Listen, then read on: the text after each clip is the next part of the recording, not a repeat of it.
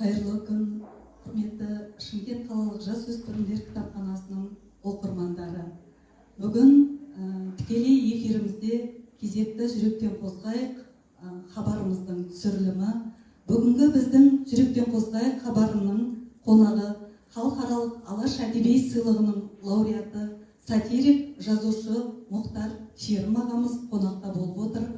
Қош келдіңіз, Мұхтар аға. Енді қымбатты көрермендер, оқырмандар, сіздерге Мұхтар ағамыздан қысқаша өмірбаянынан мәлімет бере кетейік. Мұхтар Жұмашұлы Шерім ағамыз Түлкібас ауданындағы Көксу ауылының тумасы. Абай орта мектебін бітіргеннен кейін 1975 жылы Әл-Фараби атындағы Қазақ мемлекеттік университетінің журналистика факультетіне оқуға түсіп тамамдаған. 1983-1990 жылдарға дейін өзіміздің оңтүстікке белгілі газетіміз Оңтүстік Қазақстан газетінде қызмет жасап, газеттің сын қысқа бөлімін басқарған. 1991 жылы Жұдырық атты әзіл-ысқақ газетінің, кейін Барыс газетінің бас редакторы болған. Көптеген әзіл шығармалары республикалық тамаша ойын-сауық орталығының тұрақты репертуарына айналды. Енді біздің Мұхтар ағамыздың қисық шеге, күлеміз бе қайтеміз, құдағи құшақтай береді, бюрократпен қоштасу, 4 томдық сатиралық шығармалары және Қашқандар мен Қуғандар атты сатиралық кітаптары шыққан. Енді Мұхтар аға, ең алдымен сұрақ, әрине дәстүрлі бір сұрағымыз бар. Ол енді мынау қазақ әдебиетінің тарихына көз жіберетін болсақ, мынау біздің қазақ әдебиетінде сатира саңлақтары енді өте көп болмаса да болған дейміз. Сонау тарихқа көз жүгіртсек, Бейімбет Майлиннен бастаған сатиралық әңгімелер, драматург Қалтай Мұхамеджанов, сатирик Оспанхан Әубәкіров, Шона Смақанұлы, Үмбетбай Уайдин, Ғаппас Қабышев, жақында өмірден өткен Көпен Әмірбек ағаларымызды айтсақ болады. Әрине солардың ішінен ерекшелей атайтынымыз бұл біздің ұлы сатирик деуімізге де болады Оспанхан Әубәкіров ағамыз. Енді Оспанхан Әубәкіровты ағамыздың сатиралық өлеңдерін кішкентай кезімізден оқып шықтық.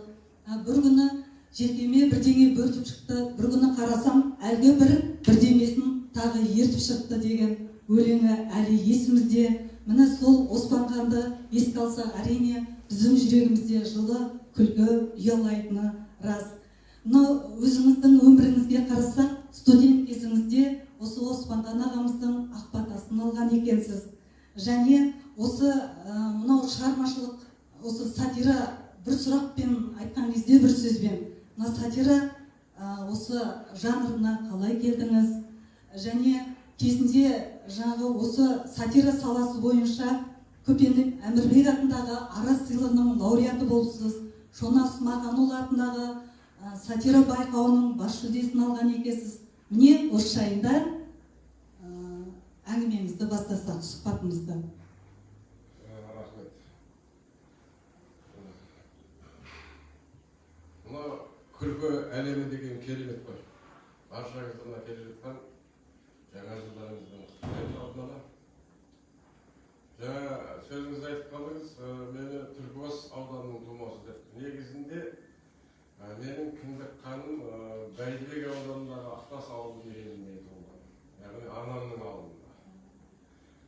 Сөйтіп, яғни әкемнің елі Түлкібас ауданы бұрынғы Бановка, қазір Тұрғысқұл ауылында екен. Кейіннен 10 жылдықта мектепті сол жаққа бітірдім. Ал енді күлкі әлеміне қалай келдіңіз деп сұрақ қойып отырсыз. Жаңа айттым ғой, авторлықпен келгенде білмеймін мен. Күлкі әлемінен кейбір ақындар айтады, туыла салып өлең жазып кеттім деп. Менде ондай жоқ. Сол 8-ші ол кезде класстық сынып деп, сол кезде оқып жүрген кезде аудандық газетке Әлиманың әйнегі деген әзілмен жазды. Негізінде соны өзім орындадым ойына. Ауылға бір жаңағы бір түрде кемпірге жүретін.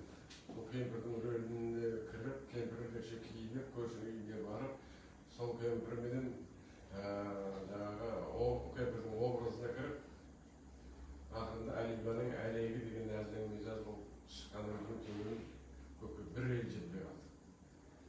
Сол екен әңгімелерді жаза бастадым, республикалық газеттерге жаза бастадым. Кейіннен университетке түстім.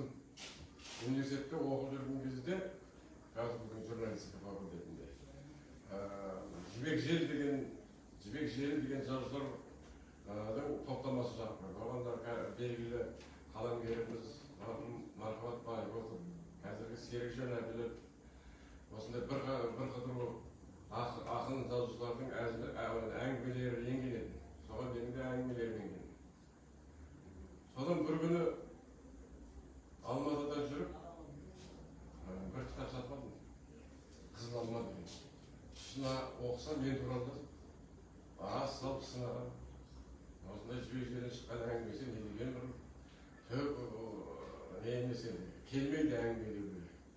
Бұлында бұл қоя салу керек, бұл әңгімені жазбау керек, бұл шерін деген. Деп жазған. Қуанып кеттім. Жұрттар сынағанға жынданады, мен келіп жүріп қуанып кеттім. Кім кітапқа шығады? Кім сыналып кітапқа шығады? Демек мен елегені ғой деп жаңағы қатты қуанып, марқұм Легизе газберген деген бері, соған барып айтып қуанып жатсам, сен жынсың ба? Қуанбаудың жылау керек маған дейді. Дұрыс, бірақ кейін мойындатасың деген еді. Сол айтқандай кейіннен мойындаттым. Ол Бақыт Сарыбаев деген сізше, әлі көзір, сол кісі сынап жазған еді. Әрине мен ол кезде балаң, мектепте барған кез, әлі тәжірибем жоқ, өмірден көргендерім аз деген сияқты.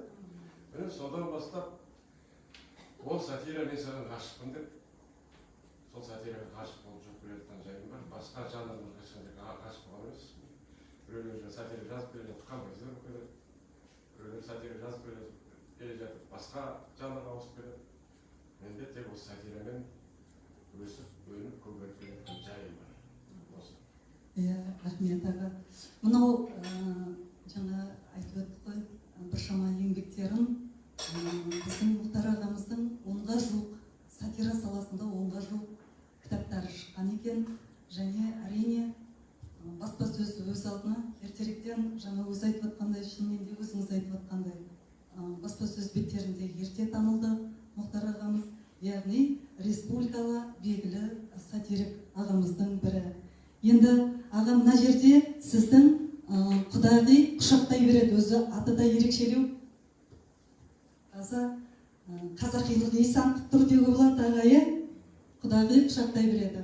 Міне осы еңбекте арасында біраз фотолар берген екенсіз. Яғни айтайын деген кезінде тамаша тарландары Құдайберген Сұлтанбаев, Уайс Сұлтанғазин, Мирман Нұрекеев ағамыз, Тоқсын Құлбеков ағаларымыз өкінішке орай бәрі де өмірден өтіп кетті ертерек. Мына яғни сұрағымыз осы тамашамен сізді осы тарландарынан байланыста болдыңыз ғой. Осының бір жақсы бір тәтті бір естеліктерінен айтып кетсеңіз. Сатирик болған соң күлкі ауылында жүргеннен кейін интермедиалар жазасың, сахнаға қойылымдар жазасың. Мені Лұқпан ағам марқұм Есенов тамашаның бас режиссері шақырып арнайы. Осы Мейірман, Тоқсын, Құдайберген, Уайс ағалармен таныстырып, осы біздің болашақта авторымыз болады деп сенім артты. Сол сенімнің арқасында мен шабыттанып жаза бастадым. Көптеген интермедиалар жаздым. Массаж, сосын жаңағы бақсы, сосын жаңағы қорықпаңыз қарындас деген сияқты осындай интермедиалардың бәрі жарық көрді. Сонда мен айтайын дегенім, бір жолы Лұқпан аға маған телефон соғып, жаңа жылға қарсы бір апта қалды. Сол бір-екі күннің ішінде бір 10 интермедиал, 9 интермедиал жазу керек, соған қалай қарайсыз Алматыға келіп деді. Мен аға айтып тұрған екен бардым. Сол 3 күнде жазсаң, біз 3 күн дайындалсақ, 3 шығарсақ деді. 3 күн емес, 2 күнде жазып берейін дедім.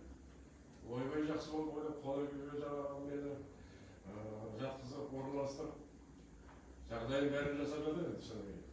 Сөйтіп жаңағы шарттан 2 күн ішінде 9 интервью жазып бергенін әйесіне деп сонда құдай берген айтады, әй сен неге автоматсың ба, неге сен өзің қандайсың өзің? Мынау жазғандарың бәрі шетінен керемет. Енді мен сенің ақаңды бақсы болатын болдым ба дейді. Және бақсы деген телевизорда бақсының рөлін соған беретін болдым. Мен әжептәуір әртісті құртатын болдым ғой деп әзілдейді да, маған бақсы қыз бердің ғой, қайыршы қыз бердің ғой деп. Қайыршының рөлін ойнадым. Сөйтіп, тамашамен өте тығыз байланыста болдым.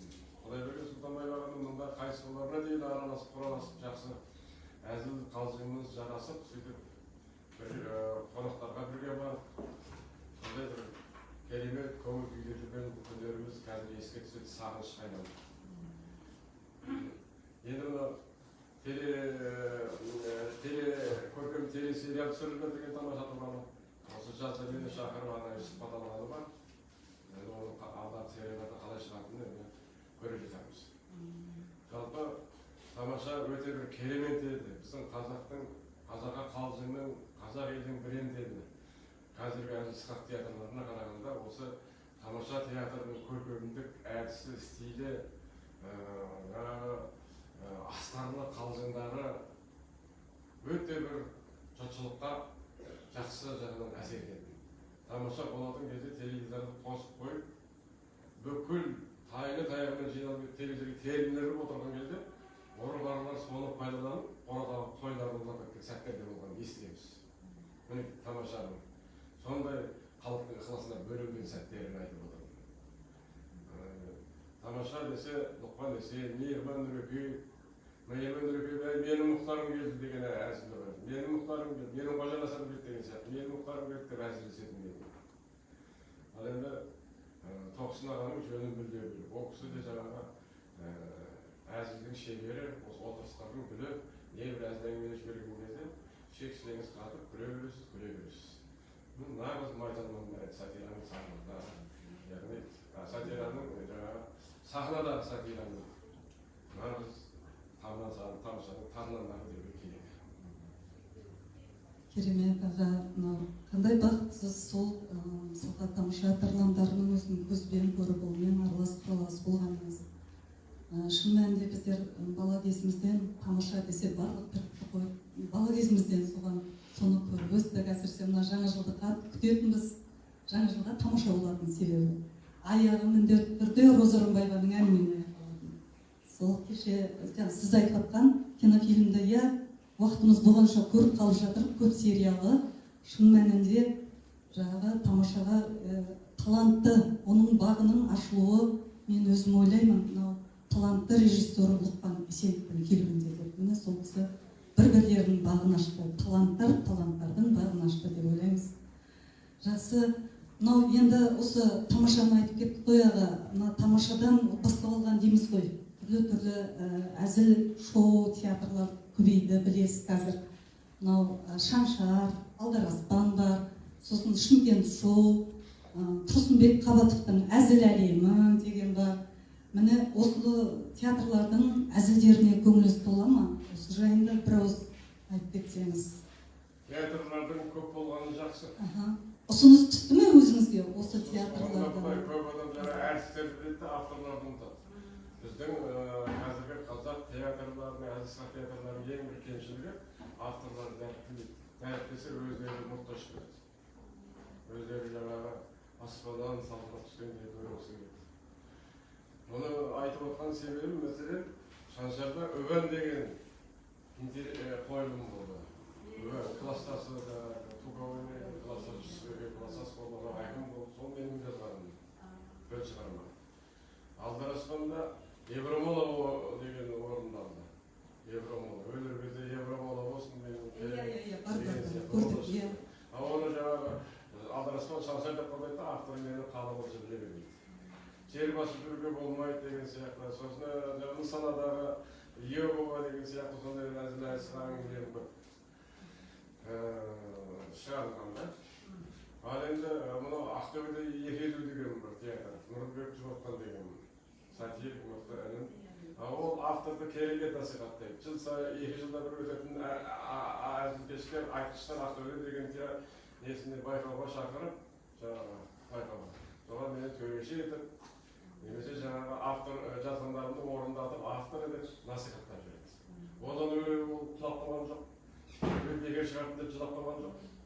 қайта өзінің де мерейесі тасып, сондай бір кең бейнелерін көрсетеді. Ал өзге театрлар өйтпейді. Мына Шаншардың өзін мен кезінде күлкі жәрмеңкесі деген 86 жылдан басталған осында Әлдес Боғатау 1 сәуір күніне байланысты өткізетін мәдениет басқармасының бәрі. Сол кезде Жүсіппенен Уәлиді жетектеп әкеліп осында қатыстырып, соның лауреаты етіп, кейін Алматыға жетелеп апарып екеуін. Бірінші тұңғыш рет жаңағы тамаша та-та-та дейді, тамаша телетеатр сонда ойнатып менің сатираларымды. Сол жерде жаңағы олар ең бірінші рет бастап алған еді сатира. Сонда пойызда келе жатып осындай Шаншар деген қояйық, осындай жаңағы театр қояйық, жалпы мен жазып тұрайын, анау деп жаңағы ақылдасып ойластырамыз. Бұл жөнінде Жүсіп сондай бір керемет жан, ақкөңіл. Бұл жөнінде өзінің сұхбаттарында жиі айтып жүреді. Ал енді жалпы сатираның төңірегінде жүргеннен кейін менің айтарым, қазіргі әзіл-сықақ театрының ең басты кемшілігі мынау, ол дөрекі. Дөрекі қойылымдар жасайды. Дөрекі, тым дөрекі. Мәселен, Алдар Аспанның кеше ғана көрдім. Bunu da görmedim, keçi daha kaytalık gördüm. Bir koylarında bu da değil. Yer cıpka tutkan жақсы elimiz bu tuğba. Nurdan törendim. Ama bu da değil. Ana kaytar sırak vermedim, kaytar jandarlarından kadaklar kaytar. Kanca olacağım var, 6 yılda. Evet, tünde жұмыс істеп қой көріп ұялмайсыңдар ма? Tünde қой көріп істеп ойланбайсыңдар ма дейді. Сол болса да әзіл ма? Бұл деген барып тұрған қазақты қорлау, сатираны қорлау. Қалай десем екен, бұл деген нағыз топастық. Соған жұрттар ширатып көреді, дейгі көрермендердің де ой өресінің дәресінің өте төмендігін көрсетеді жастарға. Жалпы дөреқілікпен, анайылықпен, жабайылықпен күлдіру деген сөз, ол деген сөз ең төменгі дәрежедегі әдіс айна. Оны ауызекі жай әшейін бір-екі адам достарының өзін жайып, бүкіл халыққа, ютубке салып, оны жастар көреді, кәрілер көреді. Осындай тек алдар өсіғандарды шаншатылыр. Жаңағы айтады кейіпкерлері, папа дегенді келді жайды, апа, мама дегенді келді шай ішідік, үндемей қалады. Не мәселе бұл, өзің ойлашы айналайын. Сөйтіп адамды күлдіруге бола ма? Бұл жылату ғой, еңірету ғой. Мен өз өзім бұлардың тамайын бұл әдістерін. Жалпы осындай көргенсіздік, тәрбиесіздік деп ойлаймын. Солардың басқасын жүрген басшылардың көргенсіздігі. Тәрбиесіздігі, өздерінше келіп ақыл айтады жұрттарға. Мен ой осындай деп. Ана тіл туралы тілімізді өйтейік, өзін жөндемесін бірінші. Мен бетке айтқаным, ол бір жекеушіліктен емес. Менің бетке айтып отқаным жаным ашығандықтан. Сатираға жаным ашығандықтан. Жалпы қазір кезде әзіл-сықақ театрлары шаршады. Шаншар шаршады деп айтуға болады. Алар керісінше мына өнер ұрандары жақсы. Себебі не? Олар нағыз актерлар, нағыз бітіргендер сол өздерінің мамандықтары. Нені қалай айту керек екенін, нені қалай түйреу керек екенін өте жақсы біледі. Сол нюанстар жақсы біледі. Сол өнер ұрандарына қол соғып, сондай бір ілтипатпен айтып отырып. Пародияларда керемет баяғыда, өнер ұрандарының пародияларын айтамыз да. Аймықтай салады өнер адамдар. Мен енді қатысылар жүрген жоқпын ба? Ол кісілер жаңа енді ол сіздің айтып жатқаныңыз бізде көреміз. Сіздің айтып жатқаныңыз бәрі рас. Мен өзім де соны байқаймын. Ол жігіттермен құрметтеймін. Келіскен кезде ассалаумағалейкум деп құшақтасып көрсеміз. Бірақ мен жаным ашып айтып отырмын. Ескерсін азар уақытта деген сияқты. Дос жылап айтады. Иә, дос күлдіріп айтады. Мына күлдіреміз деп күлдіріп жүретіндер бар десеңізші. Сосын дұрыс айтасыз, сахна көпшілік жұртты жиып алып, солардың алдында болып жатқаннан кейін мәдениет сақталу керек деп ойлаймыз, сахна мәдениеті. Жасағы енді мына сәл-пәл сатирадан кішкене әдебиет, енді әдебиеттің ішіне кіреді ғой. Көркем шығармалардан да бірер сұрақ қойып қойсақ. Мына сізбен біздің жастық шағымыздың символына айналған классик жазушы Бердібек Соқпақбаевқа биыл 100 жыл. Бір қуаныштысы ЮНЕСКО көлемінде тойланды. Францияда егеменді Қазақстанға шықты тойланғаны жайында. Шығармалары менің атым қожа, өлгендер қайтып келмейді, француз тіліне, түрік тіліне аударылып жатты. Керемет. Бірнеше жерде 3 рет кеш өткіздік. Армансыз оқыдық, тағы да қайталап. есейгеннен кейін ол басқаша ой тастайды екен. Шын мәнінде оның талантына тамсандық оқып жатқан кезде айтайын дегеніміз осы Бердібек Соқпақбаев өзіңіздің балалық өміріңізде болсын, кейінгі өміріңізде болсын, қандай орын алды өзіңіздің өміріңізде? Осы Бердібек жайында әңгіме айтсаңыз. Киносы болсын, әрине енді шығарма негізінде жасалды ғой. Өзінің шығармалары болсын, жалпы қалай әсер етті өзіңізге? Осы бір сұрақты осы Бердібек бойынша сөйлесеңіз. Мен айтар едім, жалпы біз сол қазіргі жастарды қайдан өз басымыз жас кезінде сол менің Бердібек Соқпақбаевтың кітаптарын оқып өстім. Менің атым Қожаны кітапты 3-4 қайта оқыған шығармын. Киносын қайта көрдім. Ана Алматыда оқуды бітірген жылы burada себепке бардым. Аштан қалмайын дедім. Не болып қалды? Жұмыс істеймін, жұмыс тауып бермей дедім. Сіздің қолыңыз ұзын ғой. Сөйтіп жаңағы кезде жаңағы Қуыршақ театры дейді, сол Қуыршақ театрына жүреді. Сол директорына айтып, директоріне бардым, жұмыс қалды. Бөлім меңгерушісіне бардым. Бөлім меңгерушісіне барсам, маған айтады, бірді қарап тұрды да, сен жұмыстан шығарып алмаймыз, қазір директорға айтып жұмыстан қайтадан шақырам деді. Ой, не істеп қойдың дедім. Сөйтіп келіп алып сәлеметсіз бе дейсіз. Ассалаумағалейкум деп қазақшалап дейді да. Кешіріңіз. Ассалаумағалейкум деді. Отыр деді. Отырдым сөйтіп жаңағы. Мені танисың ба? Танымадым дедім. Сен мені танымайсың? Танымадым. Қалай танымайсың? Сен менің атым Қожаны көрдің бе? Көрдім. Сонда Қожаны ғой дейді. Сөйтсем жаңағы Нұрлан Санжар ағамыз деген Нұрлан Сегізбаев дейді. Сол деген ойбай деп жаңағы Нұреке деп бола алысып сөйтіп сол кісінің қарамағында біраз істедім. Қазақша сөйлеп тұр ма? Қазақша сөйлеп тұр ма сізге? Иә. Сосын мен айтар едім, сол Алматыда оқып жүрген кезде Османхан Әбубәкір ең мықты сатирик, біздің классик жазушымыз, сол кісіден бата алдым. Сол кісінің қолын алдым. Араб жолында сөйлеген сатираларын алып беріп тұрдым. Мен енді Бердібек Соқпақбаевтың кітабын өте жақсы көрдім, бірақ Осман ханның кітабына ғашық болып өстім. Нағыз классикалық деген жері жазды. Күлеміз бе қайтеміз деген жинақ шықты ертеректе аға, иә? Оспанхан ағамыз. Ал енді мен айтар едім, сол кісілердің жаңағы ықпалы болды, сол енді мен әркімнің өзінің стилі болды, бірақ мен өзім сатиралық өлеңдер де жазамын, сатиралық әңгімелер де жазамын. Бір сатиралық әңгімені оқып берсем, сен сатираны оқыған жазғанда айызың қағандары рақаттанып жазу керек. Мәселен бұлай, Астанада сиыр жүр дейді. Астанада жемқорлар ашқалада бюджет деген сиырды Шірембай да емеді, Шүрембай да емеді, сиыр байғұс көшеде қайсы бірін тебеді.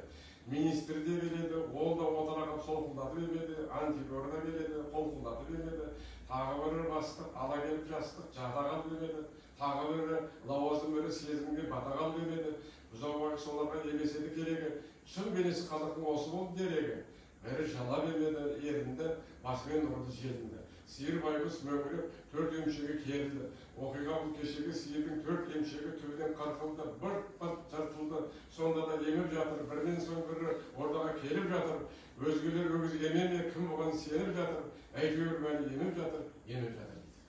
Сонда ғой, жақсы, шындық бар ғой. Сатираны жазған кезде осылай түбін түсіріп жазу керек. Кейбір сатира деп қой, сатираға кең керек. Себебі сатира мен юморда жазылмайды, жай лирикалық әңгімені ажырата алмайды деген сияқты сондай ойлар келеді маған. Жақсы аға, енді мынау жалпы елімізде белгілі ақын жазушылар, тұлғалар бар ғой, белгілі. Солардың деген екен, немесе езу тартар деген айдармен газеттерін қарасақ, жақсы бір қысқа нұсқа әзілдер шығып тұрады. Анекдоттар дейміз ғой енді. Соның бірі өзімде риза болып күлдім. Дулат Исабековтың ана тіл газеттерінде шығып тұрған деген екені. Иә. Сол бір керемет екен. Қайта жалғасын күтіп жүрміз сыға енді. Сол енді сіздің де осындай өзіңіз жайында шыққан жаңағы қалжың қалта дейміз ғой, өзіңіз мынау қашқандар мен туғандарды бір оқырманға көрсетіп қояйықшы ағамыздың. Мына 2011 жылы шыққан ағамыздың сатиралық ішінде әңгімелері енген, керемет, бірінен кейін бірін оқи бергім келеді осы. Сосын бір адамның ғұмырын ұзартар қасиеті бар екен бұл кітапта. Енді ағамыздың кітабын көптеу шықты ғой, біздің қолымызға түскен осы болды, осыны толықтай оқып шықтық десек болады. Қандай керемет, адамның жан дүниесін керемет күлкімен нұрландыратын ішінде дүниелер бар екен. Міне осында ағамыздың қалжың қалта деген беті бар екен, сонда ағамыздың өзінің басынан өткен жері бар екен, әзілдері. Аға, соны өз аузыңыздан естісек? Енді өмір болған соң, әртүрлі оқиғалар кездесіп жатады, әртүрлі. Өмір болған соң солай. Мына жас кезімде мен бір «Жигули» сатып алдым машина. Қызық «Жигули» болды, енді ескілеу оған келме, жүрсе тостамай, тоқтаса жүрмейді, сондай бір адамның ғана шығаратын «Жигули» болды. Бір айда күздің күні есіктен алып тұрып қалды. Содан бір күні жөндеп, күздің күні жаңағы қырау түсірді. Қыстың келетқаны белгілі болып қалған кезде, сол машинені мініп алып, оңтүстік қазақстанға кетіп істеймін, асығып көшеде келетсем, осында көшемен. Бәрі маған қарайды, айылдандағылар. Машиналар озып бара жатыр. Лайлап қойып, көтерілісі ба деген сияқты. Қалттап қойып. Сөйтіп, көшенің бәрін бойлап өтіп, редакцияға кіріп түссем, Әмір Сейіт Әлиев, бас редактор оңтүстік қазақстанның ағамыз. Сол ауада жүрдім. Маған бүйтіп қаратты машинаға. Әй, мынау ғой? Қарасам машинаның үстінде егілеген құрт жайып тұр. Сөйтсем біз анашым жаңағы құртты соған жайып қойған екен, ақыры жүрмейді ғой деп. Оны мен асығып ұмытып кетіп қарамағанда ғой. Сол үй жайдағып кеткен, ал жаңағы егілеген құрт жаңағы қыраумен жабысып қалған. Түспеген ғой сөйледі, жабысып қалған. Бүкіл қаланы алып жұрттың бәріне көрсетіп, редакцияға егілеген құрт алып кетсем, жаңағы анама телефонмен хабарласам ғой. Ой, Мұхтар, ана егілегенді қайта құрты құрсын дегенді қайта дейді. Мақыл деп жаңағы редакцияның жігіттерді бәрі көріп, құртты көріп, бәрі бір-бірден құрт істеп, сондай осындай бір леген дедім, бір леген деп айттым да, әртістерім, бір осы егілеген дедім. Бәрінде боласында құрт жеген, сөйтіп осыны ауыз жеңіздерді бәрі бір-бір леген, әресін дедім. Сондай қызықтар болып тұрады енді өмірде жаңағы. Ана жолдастарымызбен жаңағы базарына жүреміз, лотереяға барған кезде лотереяны спортлауда ойнататын лотерея өте сондай. Соның біреуін алып, ана қыз қайтып беріп жатырмын да. Мына тек ұтатынмын беріңізші, маған ұқпайтын керек жоқ. Ана қыз таң қалды, қалай мен білмеймін ғой мен деген сияқты. Сондай көбісі еске түсіреді, бірақ көп нәрселер өтті енді бастан. Серік Жанәбілмен болған негізді айтсаңызшы. Серік Жанәбіл жазушы. Оған қандай еді? Кітапта бар ма еді? Иә, кітапта бар еді. Кафеге апарғаныңыз Камшат кафесіне. Айлық алады ғой. Жуайын дейді ғой сізге. Серік Жанәбіл ағамыз керемет жазушы. Бір өлең деген роман жазған кезінде аға әлде сыйласып тұрамыз.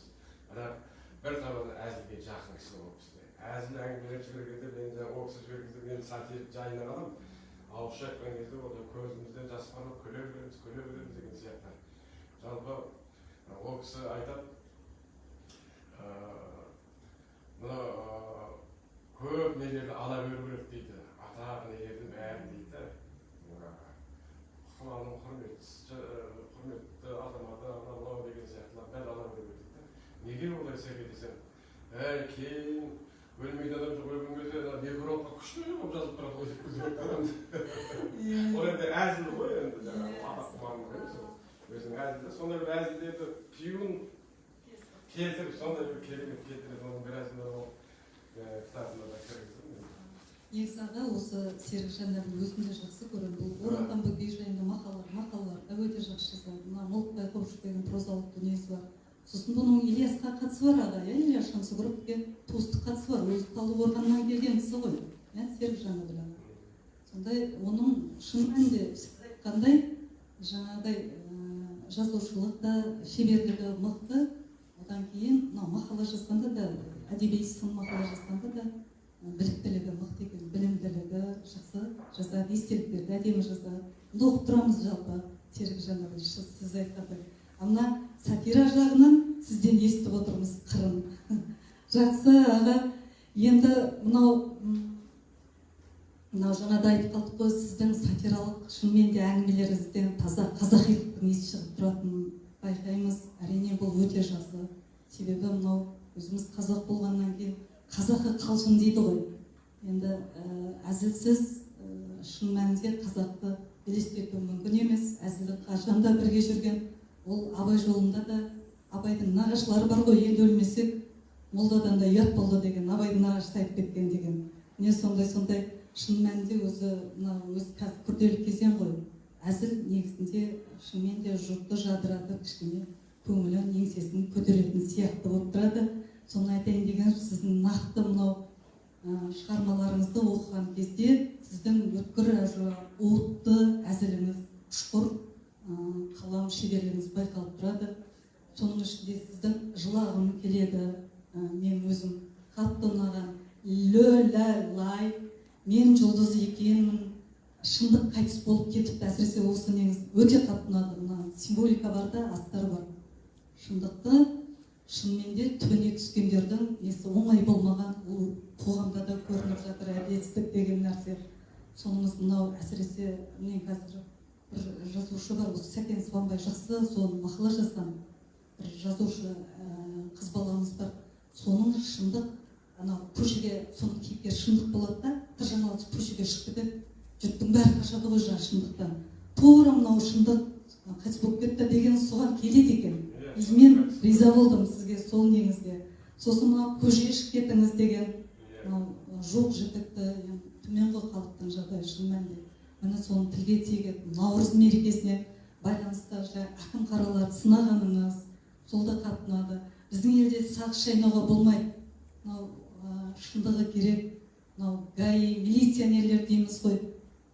Олардың да тарапынан кейде қиянат жасалып жататындығы қарапайым халыққа.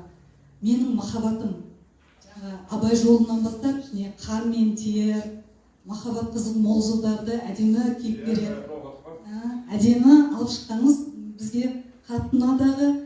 Жалпы бір сөзбен айтқанда қоғам шындығы бар дүниелер деуге болады. Енді айтайын дегеніміз, осы астарлап айтамын деп, мына қоғамдық шындық қой енді жанайғай сіздегі.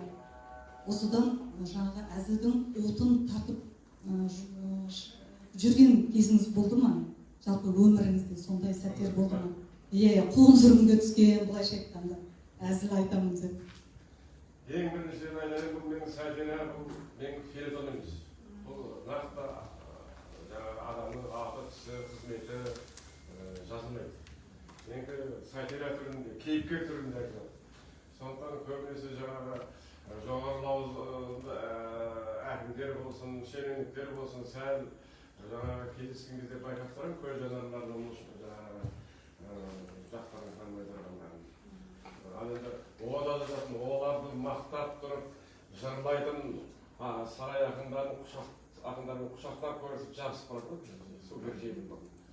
Біз енді супер желім ақтасы заряд сияқтымыз ғой, біз енді сатириктер. Сатириктерді онша жақтара бермейді ғой, шын айтқанда көбісі. Халық жақсы көреді, бірақ ең керек сол халықтың құрметі, одан басқа не құрмет бізге? Себебі әзілдің снайпері бар десеңізші өзіңізді. Содан сәл жаңағы аяқ тартатында нелер бар ғой, сәттер. Енді мынау сатира жанры, тағы да аға өзіңіз сатир болған екен, қайта-қайта соны қауза бергіміз келіп жатыр ғой енді.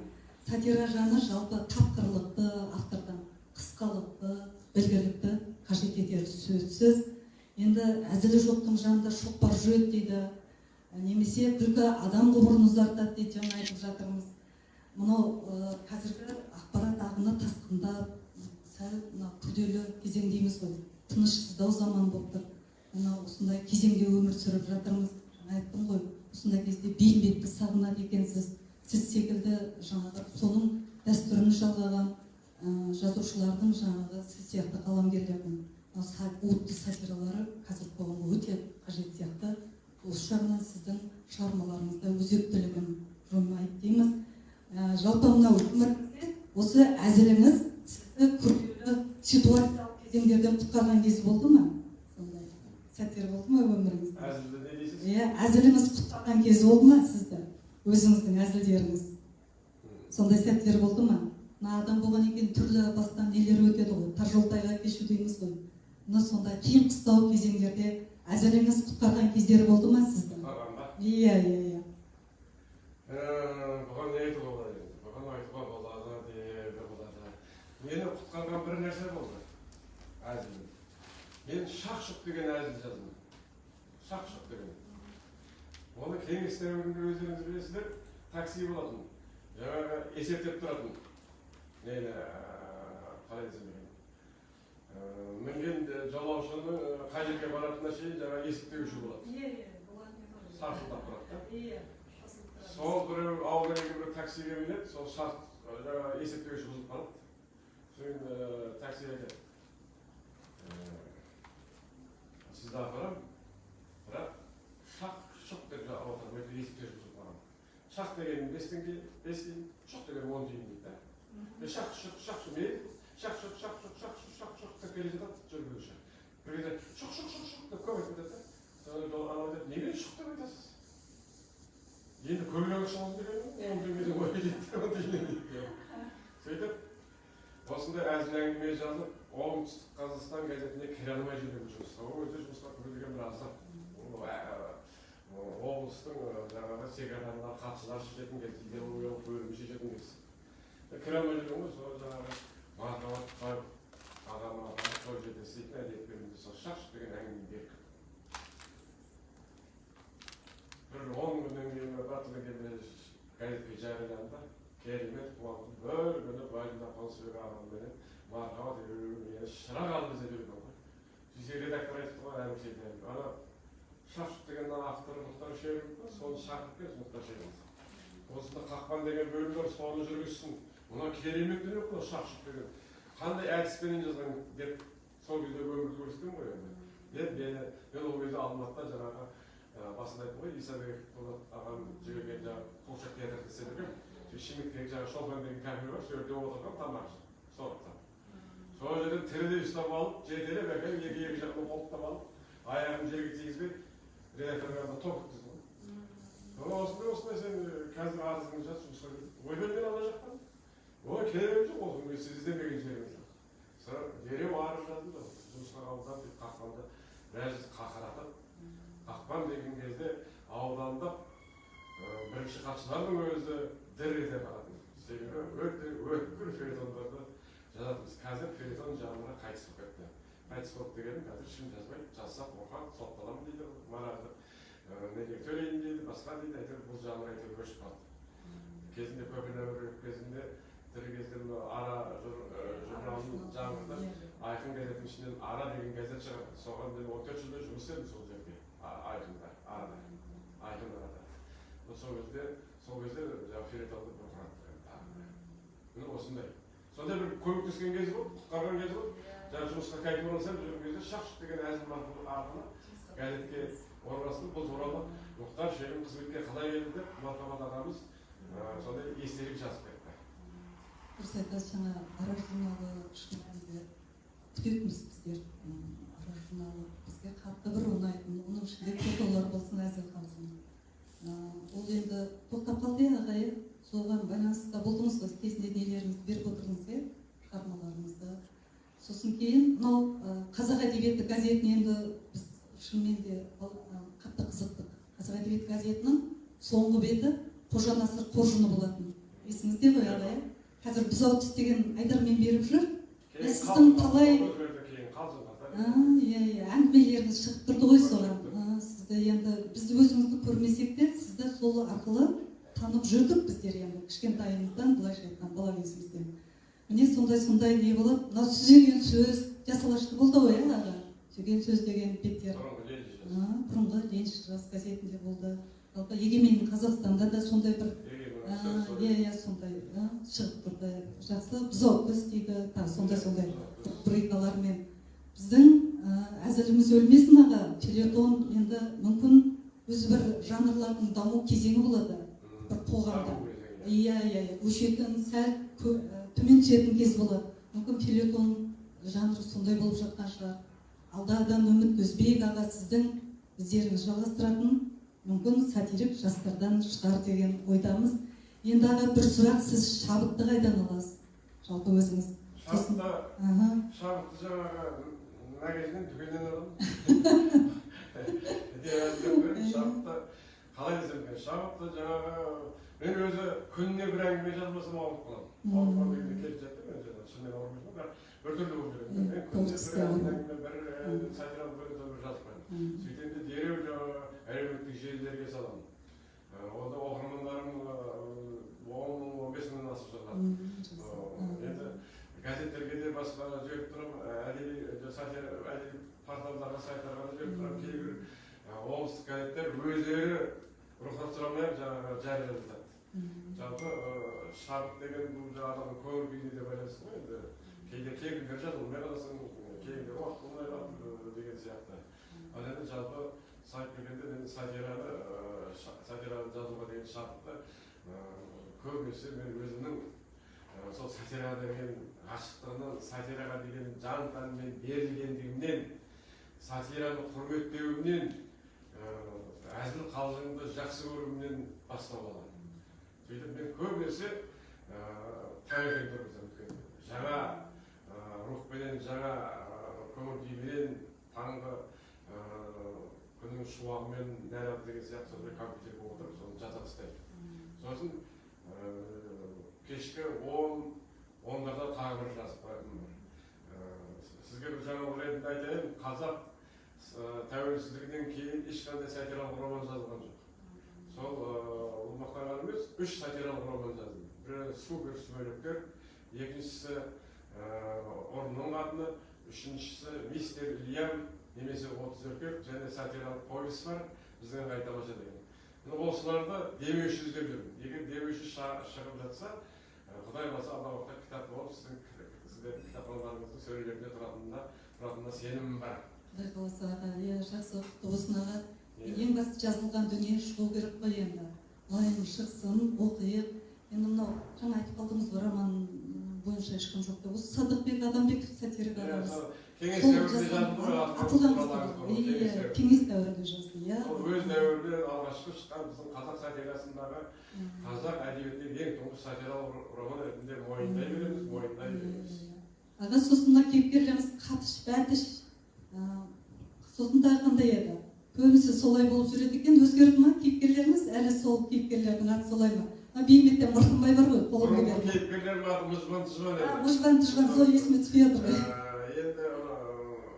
Енді кейінгі жылдары біраз Мұжбан Тыжбандарды қоспай жүрдім де, осы биылдан бастап қоса бастадым қайтадан. Өйткені кейбір достарым, оқырмандарым, Мұжбан Тыжбан қайда кетті? Қайтып кетті, не болды дейді. Бізге сондай құлағымызға жағымды еді. Сосын мен жаңа Мұжбан Тыжбанды оқта-текте болса да қосып қойып жүрмін енді. Жаңа романдарым ішінде де бар Мұжбан Тыжбан деген кейіпкерлер. Мынау Бейімбеттің Мырқымбай есімізге түсіп кетті, қолымды бер Мырқымбай деген. Өзі бір топтама өлеңдер бар, сол сияқты сіздің кейіпкерлеріңіз ғой тұрақты ол. Енді аға, мынау өзіңізге келсек, өзіңіздің мына Бауыржан Момышұлының «Ұшқан ұя» деген керемет кітабы бар ғой, сол сияқты өзіңіздің де ұшқан ұяңыз бар. Мынау жаңағы нағашылардан келді деген нелерді оқып қалдық сұхбаттарыңызда. Мына әзілдің оты қайдан келді бойыңызға, дарын қайдан келді, көздерін, соны өз аузыңыздан естісек. Жалпы өзіңіздің жанұяңыз, балаларыңыз, сіздің жаңа неңіз жалғастыратын балаларыңыз туралы мәлімет айтып кетсеңіз, жалпы қанша баланың әкесісіз деген сияқты сұрақтарға жауап берсеңіз оқырмандарымызға. Жалпы менің салама сатираға балаларым ешқайсысы мойын бұрған жоқ. Әрқайсысы өзінің саласы бар. Қанша балаларыңыз бар аға? 3 бала, 2 қызым бар. Жақсы. Сол үлкен қызым жақында ғана экономика ғылымының докторы болды, Павлодар университетінде. Содан кейінгі балам елжас әзілге сәл құмарлау енді, әзілге. Ауыздық әзілдерді жақсы көреді, айтымды. Нұрқанат тұңғышым ол жаңағы салмақтылау, әзілге жоқ. Балшан деген қызым бар, ол да әзілге жоқ. Жалпы, Құдайберген Сұлтанбаев ағамыз айтқан екен ғой, баласына жаңағы мемлекет актер болсам, әртіс сияқты болсам деген кезде, бір үйге бір әртіс жетеді. Не қыласың, басқа мамандық таңдауың керек деген сияқты, жалпы бір үйге бір сәттілікке жетеді ғой. Жақсы аға, енді мынау өмірдің талай белестерінен өттіңіз аға. Мынау бүгінде бейнеттің зейнетін көріп жатқан шақтасыз. Жалпы тұсыңызды не ойландырады, не толғандырады деген сұрақ қойып, әттеген-ай деген сәттеріңіз көп болды ма? Жалпы мынау бүгінгі жаңағы енді үмітсіз шайтан дейді ғой, жалпы жастардан оқып тұрасыз ба? Сатира бойынша жазып жүрген осы Берік Садыр деген де бар ау аға, иә? Берік Садыр деген. Соның сәл-сәл әзіл нелерін оқып тұрамыз өзіміз. Осы жастардан көзіміз шалған, жаңағы кейінгі жас буындардан атай аласыз ба сатириктерді? Жалпы Берік Садыр деген сатиргі, Берік Садыр, иә аға, иә? Сондай жастардан шығып атқан сатира саласындағы өзіңіздің ізіңіз жалғастыратын жастарды атай аласыз ба? Сондай осы жас буындардан. Жалпы сатира саласында жүргендердің дені кетіп қалды ғой. Ал енді кейінгі жастардан өзіміздің фронтlardan біраз сатириктер бар, жаздық, Құдайға шүкір. Ал Ақтөбедегі Нұргүл Жолқан деген адам бар, Егеду театрының жетекшісі, олар әдеттегі сатиралық кітаптары бар, дүниелер жазып жүр.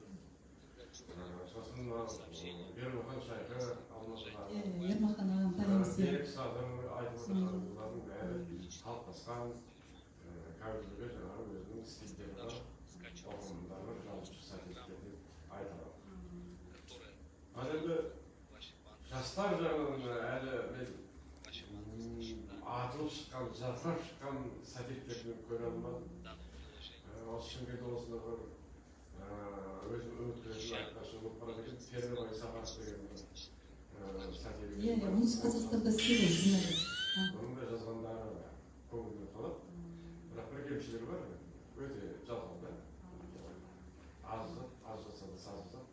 Бірақ енді мен түсінемін, өзімде газет істеген газет уақыттың бәрі кеміріп жатқан жазуға боша бермейді. Бұл жігіттен де өте көп. Осындай жастар сатириктер арасында сатириктер жастарымызда көп шығады ғой деп алға үміттенемін. Иә, әрине біраз нәрсені білдік аға өзіңіз арқылы.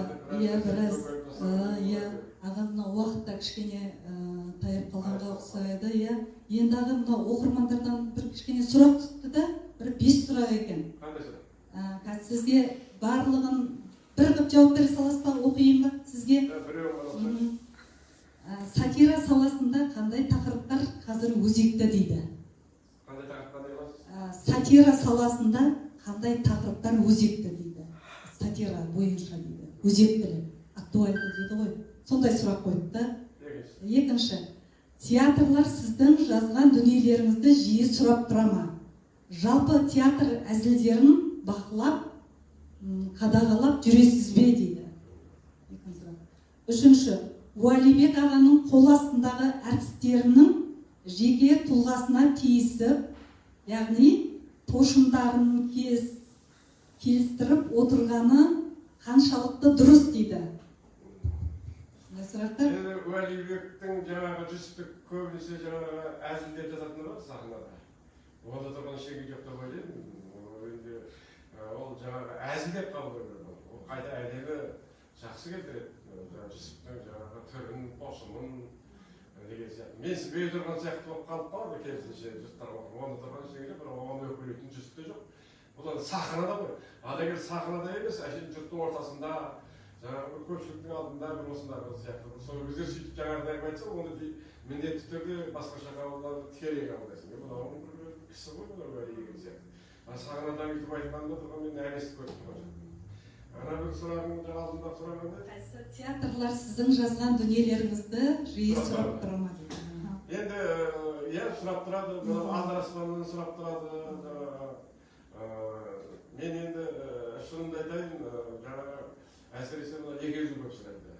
Осы жақын қалды ғой, 70 жылдың соғым дейін, 4-5 әзіл сатираларын жіберсеңізші деп өткенде Нұрлыбек телефон шаққан, Алла жазса, тірі болса, 70 жасқа дейін жаңағы жазамыз, береміз деген сияқты уәдемді беріп жатырмыз. Сондай сатиралық әзіл сықақ театрында сондай ұсыныстарды оқытып түсіріп тұрады. Бір соңғы сұрақ екен, мына келесі жылғы шығармашылық жоспарларыңыз бар ма, бөліссеңіз дейді. Жоспар дейді. Енді мен айтар едім, күні бұрын айтып күліп болмайды енді. Келесі жылы мен енді сол жаңа жазған сатиралық романдарымды кітап етіп жарыққа шығарсам деген арман бар. Осы ең басты арман. Сатиралық роман, онда бүкіл жаңа қазақ еліндегі сатқындық, қазақ еліндегі жемқорлық, парақорлық, соның бәрін комедиялық, күлдіргі тілмен, ащы сарказммен бар өнерін салып осыны жазуға. Осыны кітап етіп шығарсам деген жоспарымда үш романды біріктіріп, соған демеуші іздеп жүрміз. Қазір енді басқа романдарда аспандап кетті бағасы. Сондықтан кітап шығарып аяғына емес. Сондықтан алдыға қойған жоспарларымның бірі осы. Сосын осындай ірілі ұсақты кездесулер болып жатса барып тұрамын деген сияқты. Өнерге, театрға, сахнаға бейнеу бар жастарды жинап, мен кезінде күрекшіліктар, бестеуіктар деген театр болып, соларға жаңағы қамқор болып, жарқырап кетпесе де жаңағы. Оның бір жақсы жері бар жаңағы. Сонда театр болса, сол міндетті түрде жазуға тырысасың. Сен жазуыңды, одан бетер жаңағы уақытыңды сол жазуға бөледі. Қалай да жазуға тырысасың. Бір осы жағынан жақсылықтары бар. Іске ассын, Лайымаға алға қойған мақсаттарыңыз, шығармашылық жоспарларыңыз дейміз. Шынымен де сіз айтып қалдыңыз ғой, авторы аталмайды деп. Шынымен де Алдараспан сіздің, әсіресе мына қашқандар мен қуғандарыңыз бар. Құдай құшақтай беретін оқып отқан кезде, сол 4 томдық Құдай қаласа бізге де қалау беріңіз. Соны айтайын дегеніміз, шынымен де көп интермедиялар қойылымдар сіздің неңізге ұқсат екен. Әлде осыдан алып жатқан біз білмейміз де шынымен де. Жаңа өзіңіз де ренжіңкіреп айтып отырсыз ғой. Яғни оған бір жағы қуануымыз да керек, яғни сіздің еңбектеріңіздің бүкіл қазақ еліне тарап жатқандығы осы театрлар арқылы. Рахмет аға, мына алтын уақытты бөліп келгеніңізге сізге шығармашылық табыс тілейміз. Аман болыңыз аға. Әзіл керек, қазақ жүрген жерде әзіл жүру керек деп ойлаймыз. Әзіліңіз таусылмасын, өзіңіз айттыңыз ғой, айналаның бәрі тақырып көп деп. Құдай қаласа осы қазақтың құнарлы топырағынан құнарлы күлдіре отырып ойландыратын шығармаларыңыз, дүниеге әңгімелеріңіз келе берсін дейміз. Романыңызды Құдай қаласа қолымызға ұстап, кешін өткізейік, Құдай қаласа шықсын деп тілейміз. Көп-көп рахмет. Құрметті оқырмандар, осымен бүгінгі жүректен қозғайық аясында өткен сатирик ағамыз, сатира снайпері, халықаралық Алаш әдеби сыйлығының лауреаты, сықақшы, жазушы Мұхтар Шерім ағамен болған сұхбатымызды осымен аяқтаймыз. Келесі күнде аман есен жолыққанша аман болайық.